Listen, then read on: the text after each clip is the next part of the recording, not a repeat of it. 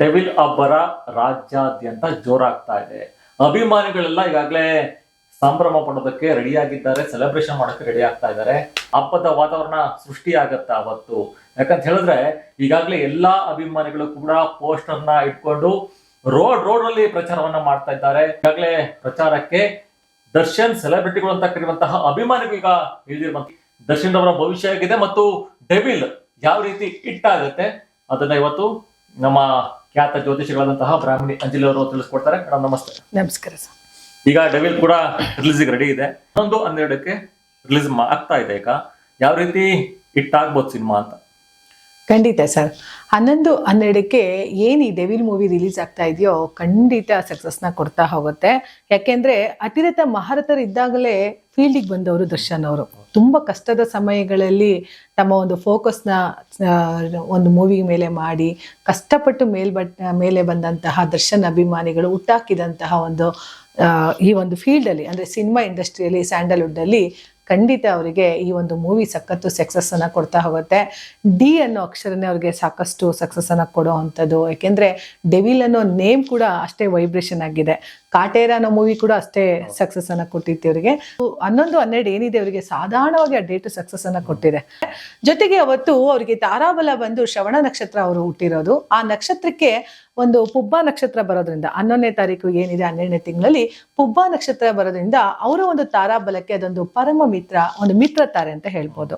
ಯಾವಾಗ ಏನಾಗುತ್ತೆ, ನಮಗೆ ತಾರಾಬಲ ಇಂಪಾರ್ಟೆಂಟು. ನಾವು ಏನೇ ಮಾಡ್ತೀವಿ ಅಂತ ಅಂದಾಗ್ಲೂ, ನಾವು ರಿಲೀಸ್ ಮಾಡೋದಾಗಿರ್ಬೋದು, ಮೂವಿ ಮಾಡೋದಾಗಿರ್ಬೋದು, ಅಕಸ್ಮಾತ್ ನಾವು ಶುರು ಮಾಡೋಂಥ ದಿನಗಳಿದೆಯಲ್ಲ, ಅದು ಎಂಡ್ ಆಫ್ ವರ್ಗೂ ನಮ್ಗೆ ತಾರಾಬಲ ಚೆನ್ನಾಗಿರ್ಬೇಕು. ಆ ತಾರಾಬಲದ ಪ್ರಕಾರ ಅವರಿಗೆ ಅವತ್ತು ಪುಬ್ಬ ನಕ್ಷತ್ರ ಇರೋದ್ರಿಂದ ಮೋಸ್ಟ್ ಸಕ್ಸಸ್ ಅನ್ನ ಕೊಡ್ತಾ ಹೋಗುತ್ತೆ. ಯಾಕಂದ್ರೆ ಅದಕ್ಕೆ ಮಿತ್ರ ತಾರೆ ಆಗಿರೋದ್ರಿಂದ ಸಖತ್ತು ಸಕ್ಸಸ್ಸು. ಮತ್ತೆ ಹಬ್ಬದ ವಾತಾವರಣ ಅಂತ ಹೇಳಿದ್ರೆ ಖಂಡಿತ ಅವರಂತ ಅಭಿಮಾನಿಗಳಿಗೆ ಇದೊಂದು ಹಬ್ಬದ ವಾತಾವರಣ, ಜೊತೆಗೆ ಆ ಒಂದು ಇಯರ್ ಎಂಡ್ ಅಲ್ಲಿ ವರ್ಷದ ಏನೆಲ್ಲ ಇದೆ ಅದೆಲ್ಲ ಕೂಡ ಸಕ್ಸಸ್ ಅನ್ನ ನೋಡೋ ಅಂಥದ್ದು ಈ ಒಂದು ಡೆವಿಲ್ ಮೂವಿ ಇರೋದ್ರಿಂದ ಸೂಪರ್ ಡೂಪರ್ ಇಟ್ಟು. ಇದು ಯಾಕಂತ ಹೇಳಿದ್ರೆ ಈ ಡೆವಿಲ್ ಮೂವಿ ಅರ್ಧ ಆಗಿತ್ತು, ಇನ್ನ ಅರ್ಧ ಅವ್ರು ನೋವ್ನಲ್ಲೇ ಮಾಡಿದ್ದಾರೆ.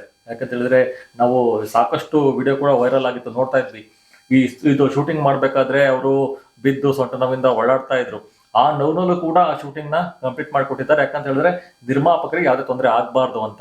ಅದೇ ರೀತಿ ಅಭಿಮಾನಿಗಳು ಕೂಡ ಈ ಸಿನಿಮಾವನ್ನ ನೋಡಿ ಈಗ ನಿರ್ಮಾಪಕರಿಗೆ ಯಾವ ರೀತಿ ತೊಂದರೆ ಆಗ್ಬಾರ್ದು ಅಂತ ದರ್ಶನ್ ಅವ್ರು ಮಾಡ್ಕೊಟ್ರು, ಗೆಲ್ಲಿಸ್ತಾರ ಅನ್ನೋ ಒಂದು ಮನೋಭಾವದಿಂದ ಈಗ ರಿಲೀಸ್ ಮಾಡ್ತಾ ಇದ್ದಾರೆ. ಏನ್ ಹೇಳ್ತೀರಾ ಅದ್ರ ಬಗ್ಗೆ? ಖಂಡಿತ ಸರ್, ಖಂಡಿತ ಏನಾಗುತ್ತೆ ಅಂತ ಅಂದ್ರೆ ನೋಡಿ, ಅವ್ರಿಗೆ ಈ ಮೂವಿ ಮಾಡ್ಬೇಕಾದ್ರೆ ಯಾವ ದಿನಗಳಲ್ಲಿ ಶುರು ಮಾಡಿದ್ರೆ ಗೊತ್ತಿಲ್ಲ, ಆದ್ರೆ ಪರಿಪೂರ್ಣವಾಗಂತೂ ಮುಗಿಸಿದ್ದಾರೆ. ತಮಗೆ ಎಷ್ಟೇ ಕಷ್ಟ ಇರಲಿ, ನೋವು ಇರಲಿ, ಹಾಕಿದಂತಹ ನಿರ್ಮಾಪಕರಿಗೆ ಯಾವುದೇ ರೀತಿ ಅದು ಅಂದ್ರೆ ಕಷ್ಟ ಆಗ್ಬಾರ್ದಪ್ಪ, ತೊಂದರೆ ಆಗ್ಬಾರ್ದು ಅನ್ನೋ ಕಾರಣಕ್ಕಾದ್ರೂ ಅವ್ರು ಖಂಡಿತ ಈ ಮೂವಿನ ಮುಗಿಸ್ಕೊಟ್ಟಿದ್ದಾರೆ. ಆದ್ರೆ ಇಲ್ಲಿ ಈ ಮೂವಿನ ಒಂದು ಬ್ಲಾಕ್ ಬಸ್ಟರ್ ಆಗಿ ಹೊಡುತ್ತೆ ಅಂತ ಹೇಳ್ಬೋದು. ಯಾಕೆಂದ್ರೆ ಒಂದು ಸಿನಿಮಾ ಇಂಡಸ್ಟ್ರಿ ಅಂತ ಬಂದಾಗ ಹಾಕಿದಂತ ನಿರ್ಮಾಪಕ ಒಂಥರ ತಂದೆ ಇದ್ದಂಗೆ. ಒಂದು ರೈತ ಹೇಗೆ ನಮಗೆ ಅನ್ನದಾತನ ಆಗ್ತಾನೋ, ಪ್ರತಿ ಸಿನಿಮಾ ಇಂಡಸ್ಟ್ರಿಗೂ ಕೂಡ ನಿರ್ಮಾಪಕ ಒಬ್ಬ ಅನ್ನದಾತನ ತರ ಇರ್ತಾನೆ. ಸೊ ಅಂತಹ ಒಂದು ಮೂವಿಗೆ ಯಾವುದೇ ತರ ತೊಂದರೆ ಆಗ್ಬಾರ್ದು ಅಂತ ಅವ್ರು ಎಷ್ಟೇ ನೋವಲ್ಲಿದ್ರು ಕೂಡ ಪರಿಪೂರ್ಣ ಮಾಡಿ ಹೋಗಿದ್ದಾರೆ. ಖಂಡಿತ ಒಳ್ಳೇದಾಗತ್ತೆ. ಯಾಕೆಂದ್ರೆ ಅವ್ರಿಗೆ ಸಾಧಾರಣವಾಗಿ ಈಗ ದಶಾಭಕ್ತಿನೂ ಚೆನ್ನಾಗಿಲ್ಲ. ಯಾಕೆಂದ್ರೆ ಗುರುದಶ ರಾಹು ಭಕ್ತಿ ನಡೀತಾ ಇದೆ. ಸೊ 6ನೇ ಮನೆ 12ನೇ ಮನೆ ವ್ಯಯಾಧಿಪತಿಯಾಗಿ ಗುರು 6ನೇ ಮನೆ ರಾಹು ದಶೆ ನಡೀತಾ ಇರೋದ್ರಿಂದ ಏನಾಗುತ್ತೆ, ಸ್ವಲ್ಪ ಶತ್ರುಗಳು, ಹಿತಶತ್ರುಗಳ ಕಾಟ ತುಂಬಾ ಇದೆ. ಅವರಿಗೆ ಇಡನ್ ಶತ್ರುಗಳು ತುಂಬಾ ಇರೋದ್ರಿಂದ ಎಲ್ಲೋ ಒಂದು ಕಡೆ ಈ ಒಂದು ಕಷ್ಟಕ್ಕೆ ಆ ಒಂದು ದಶಾಭಕ್ತಿ ಕೂಡ ಕಾರಣ ಆಗಿರ್ಬೋದು. 2027ಕ್ಕೆ ಈ ದಶಾಭಕ್ತಿ ಮುಗಿಯುತ್ತೆ. ಖಂಡಿತ ನಿಮಗೆ ಲೈಫಲ್ಲಿ ದರ್ಶನ್ ಅವರು ಮುಂದೊಂದ್ ದಿವಸ ಈ ಒಂದು ಮೂವಿ ಅನ್ನೋದಿರ್ಬೋದು, ಬೇರೆ ವಿಚಾರಗಳಲ್ಲಿ ಇರ್ಬೋದು. ಅಂದ್ರೆ ನಾವು ಕೇಳ್ಪಡ್ತಾ ಇದ್ದೆ, ಎಲ್ರು ಕೂಡ ಹೇಳ್ತಾ ಇದ್ರು ಮುಂದೆ ರಾಜಕೀಯಕ್ಕೆ ಎಂಟ್ರಿ ಕೊಡ್ತಾರೆ ಅನ್ನೋ ಒಂದು ಮಾತು ಕೂಡ ಸಾಕಷ್ಟು ಓಡಾಡ್ತಾ ಇದೆ. ರಾಜಕೀಯಕ್ಕೆ ಬರ್ತಾರೆ, ಸಿನಿಮಾ ಇಂಡಸ್ಟ್ರಿ ಇರ್ತಾರೆ ಅನ್ನೋ ಒಂದು ಮಾತುಗಳು ಕೇಳಿ ಬರ್ತಾ ಇದೆ. ನಿಜವಾಗ್ಲೂ ಅವ್ರು ಏನಾದ್ರು ರಾಜಕೀಯಕ್ಕೆ ಬರ್ತಾರಾ ಅಂತ? ಖಂಡಿತ ಬರ್ತಾರೆ ಸರ್. 2027ನೇ ಇಸ್ವಿ ಮುಗಿದ ಮೇಲೆ ಅವರಿಗೆ ಶನಿ ದಶೆ ಶುರು ಆಗುತ್ತೆ. 3ನೇ ಮನೆ ಅಧಿಪತಿಯಾದ ಶನಿ ಕುಳಿತುಕೊಂಡಿದ್ದಾನೆ. ಖಂಡಿತ ಜೊತೆಗೆ ಅವ್ರದ್ದು ವೃಷಭ ಲಗ್ನ ಬೇರೆ. 100ಗೆಲ್ಲ ಮೋಸ್ಟ್ 1000% ರಾಜಕೀಯಕ್ಕೆ ಎಂಟ್ರಿ ಆಗೇ ಆಗ್ತಾರೆ. ಈ ಏನೆಲ್ಲ ಈ ನೋವುಗಳು ನೋಡಿದಾರೋ ಆ 2027ಕ್ಕೆ ಮುಗಿದೋದಂತಹ ಸಮಯ. ಅಲ್ಲಿಯವರು ಕಷ್ಟಪಡಲೇಬೇಕು. ಯಾಕೆಂದ್ರೆ ಟೈಮ್ ಅಂತ ಬಂದಾಗ ಯಾರು ಏನು ಟೈಮ್ ಬೀಯಿಂಗ್ ಅಂತ ಹೇಳ್ತೀವಲ್ಲ, ಸೊ ಕಷ್ಟ ಅದು ಹಾಗೆ ಆಗತ್ತೆ. ಈ ಒಂದು ಕಷ್ಟದ ಕಾರ್ಪಣ್ಯಗಳು ಏನು ನಡೀತಾ ಇದೆ ನಮ್ಮ ದರ್ಶನ್ ಅವರ ಜೀವನದಲ್ಲಿ, ಅದೆಲ್ಲ ಕಾರ್ಮೋಡ ಥರ ಕವಿದು ಒಂದು ಹೊಸ ಹಾದಿ ಅವರಿಗೆ ಹುಡಿಕೊಂಡು ಖಂಡಿತ ಬಂದೇ ಬರುತ್ತೆ. ಅವರ ಒಂದು ಲೈಫಲ್ಲಿ ತುಂಬ ಚೇಂಜಸ್ನ ನೋಡ್ತಾ ಹೋಗ್ಬೋದು. ಈ ಹಿಂದೆ ಇದ್ದ ದರ್ಶನ್ ಮುಂದೆ ಇರುವಂತಹ ದರ್ಶನಲ್ಲಿ ತುಂಬಾ ವ್ಯತ್ಯಾಸ ಕಾಣ್ತಾ ಹೋಗ್ತೀವಿ. ಆದ್ರೆ ದರ್ಶನ್ ಅವರೇ ಆಗಿರ್ತಾರೆ. ಯಾಕೆ ಯಾವತ್ತು ಕೊಡುಗೆ ದಾನಿಗಳಾದಂತಹ ದರ್ಶನ್ ಅವರು ಹಿಂದೆ ಏನೆಲ್ಲ ದಾನ ಧರ್ಮಗಳನ್ನ ಮಾಡ್ಕೊಂಡು ಬಂದಿದ್ರೋ ಅದನ್ನ ಮತ್ತಷ್ಟು ಜಾಸ್ತಿ ಮಾಡಿ ಸಿನಿಮಾ ರಂಗದಲ್ಲಾಗಿರ್ಬೋದು, ರಾಜಕೀಯ ರಂಗದಲ್ಲಾಗಿರ್ಬೋದು, ಅಥವಾ ಇನ್ನಿತರ ಯಾವುದೇ ರಂಗದಲ್ಲೂ ಕೂಡ ವಿಭಿನ್ನವಾಗಿ ಕಾಣಿಸ್ಕೊಳ್ಳೋಕೆ ಶುರು ಮಾಡ್ತಾರೆ. ದರ್ಶನ್ ಅವರ ಅಭಿಮಾನಿಗಳಿಗೆ ಏನ್ ಹೇಳ್ತೀರಾ? ಖಂಡಿತ ಒಳ್ಳೇದಾಗತ್ತೆ.